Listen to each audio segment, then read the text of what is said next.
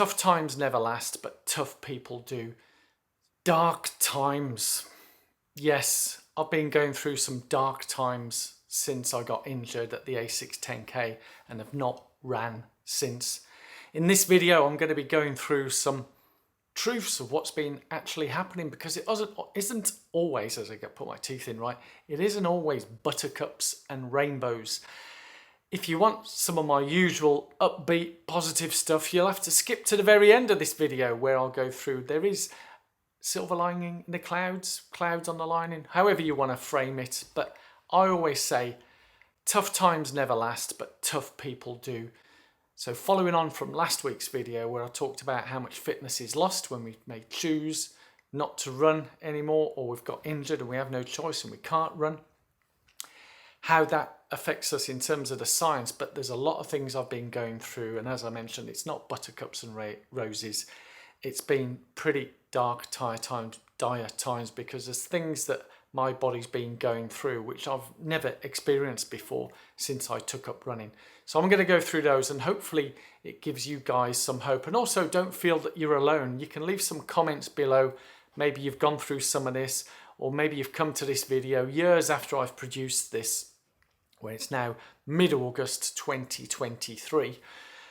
Yeah, because things may come back again, and you might want to come back to this video and remind yourself that we do get through this, because I do have some good news to share at the end.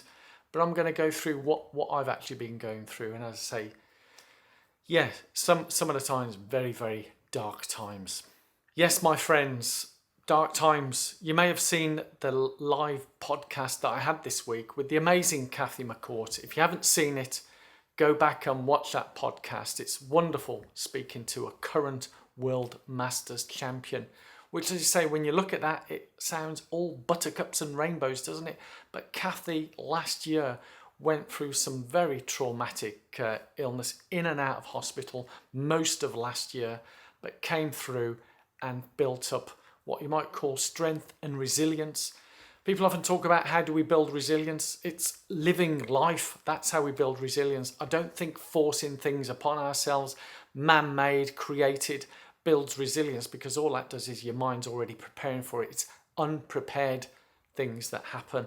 And I wasn't prepared for what was happening to my body when not running.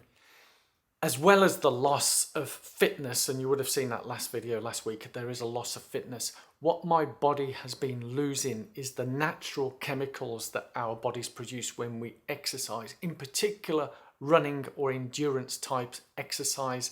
It's the natural endorphins, the natural cannabinoids in our body, and also the dopamine. Those three things that are naturally produced in our body, when it's not there, our body's going to react in some way. And for me, it's not just physically, it's also mentally. And the two combine, and it can really drag us down, and we get into a dark place. Kathy talked about this during the podcast, where she was in what she called dark clouds, dark times, and we can feel depressed and we can feel all sorts of things. But for me, I was missing lots of things. I'd forgotten what gives me joy in our life. We need to find things that give us joy to replace the things that have lost. So maybe I need to start looking at things and doing things at the same time as the running. I thought I had things in there, but I didn't. Sometimes we look and appear as though we've got it all worked out, all sorted, and everything looks wonderful, you know, qualifying for all masters distances. Oh, isn't it brilliant? Donato makes it look so easy. Yeah, but it ends. You know, we do a lot of daily things to keep us up there and to maintain that results, peak fitness and so on. And when that gets taken away, then our body reacts a bit like, I guess, sometimes maybe things that we have addictions, people have addictions to, whether it be drugs, whether it be alcohol. You take that away and our body reacts, and yeah, it's not been good. Some of the mornings I've been waking up feeling very depressed. Some of the nights I wake up in the middle of the night all stressed and anxious, which is going through lots of things, which again, Kathy mentioned, if these things happen, you need to try and reduce this, because it helps our body, by reducing the stress, it helps our body recover more. Yeah, it's not easy. There were 5 things that Kathy talked about, 5 key tips, and I'd like to repeat those, and you can go back and look through all the details of how Kathy talks it through and the things that she'd been through. You know, the brain hemorrhage, having to have her food pureed so she could eat it, loss of use of one side of her body, all that stuff, and yet come back and win a World Masters Championship at half marathon distance is incredible. And at the age of 50, it's even more amazing. So it's amazing what our bodies can do. But there's 5 key things that she talked about, and I'll just quickly summarize those. Number 1 is patience. We really do need patience. Depending on what the injury is, we might need more patience than others. So again, not easy, but just to understand that we do need that. Number 2, I mentioned about stress and anxiety, to try and reduce that and find things that give us joy, to reduce the level of stress and anxiety, because the less stressed and anxious we are, the quicker our body can physically recover from whatever we have, injuries, illness, and so on. Number 3, we need to make adjustments in terms of our daily lifestyle, eating habits, and all that type of stuff, to change that and adjust it so that we can recover and get back quicker than maybe we would without making the adjustments. Number 4, get a goal, have something to focus on long term that helps our mind focus and look forward. Something not too short, because that can put stress and anxiety. Will we be able to achieve it? But have a goal forward. For Kathy, when she was given the all clear of November last year, she had the goal of the World Masters in April. So that was a good 5-6 months ahead for her to look forward to and train and work for. So have a goal that's far enough ahead that helps focus and bring to that. And last but not least, number 5 is believe that you're going to achieve that. For me, I often call that is focus on the outcome, believe in the outcome. Yeah, so by focusing on that outcome, believe to achieve, that'll help you. I mentioned the silver lining in a cloud. There is some great news. Today, I went to see my podiatrist and he said, that's it, you don't need to see me anymore.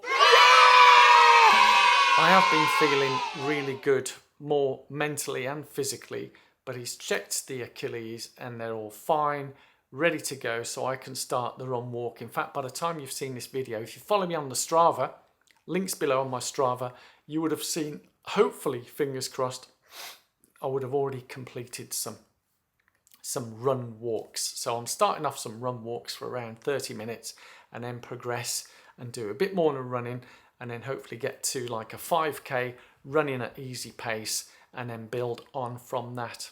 So I've already got some goals and plans. I already had that a number of weeks ago, what I'm looking at and aiming for, and I'll be sharing those with you as we progress. I'm not sharing them now because there's a lot I need to process with those, but the key thing is I want to get to the Camino and be able to walk, and I'd love for you guys to make a donation in link below for the Camino for Prevent Breast Cancer.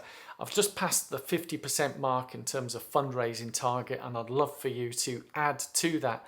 I do have an Ask Me Anything coming up live podcast in the next video. It'll be on the Tuesday evening. Hopefully you're seeing this video before that, but I'd love to see you guys and gals there.